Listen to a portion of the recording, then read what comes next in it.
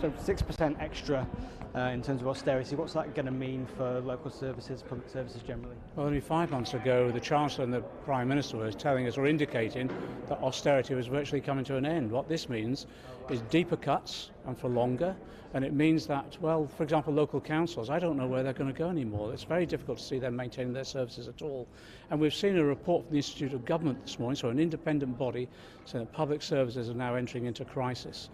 The government has said actually schools and hospitals are going to be protected. That's just not true. The NHS is suffering the biggest crisis since its foundation, with patients being treated on trolleys. Schools having the first budget cuts per head since the 1970s. This is an appalling situation. And at the same time, they're giving tax giveaways to corporations and the rich. That cannot be fair.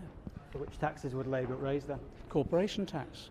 We should not be giving money to corporations who are sitting on earned income and not investing it. The latest estimate is between 500 and 700 billion that they're sitting on but not investing. Why are we giving tax cuts to them and to the rich, like capital gains tax, like inheritance tax, when our services are in crisis? People feel this is unjust, and to roll out even deeper austerity cuts now, they feel betrayed, because that isn't what the Prime Minister was saying and the Chancellor was saying only months ago. Just very quickly, you've written about a soft coup against Yeah. Jeremy Corbyn.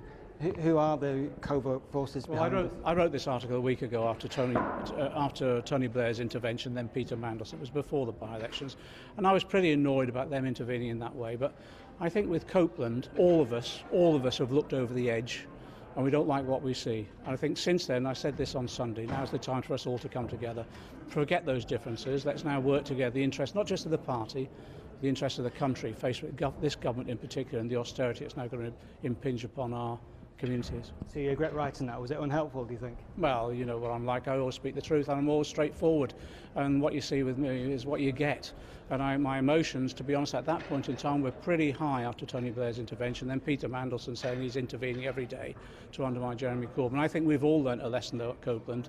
I think there's a real spirit in the party now to say we've got to come together, not just because our party needs us, but our country needs us. And that's happening. Thank you. Okay. Cheers, mate. Thank you.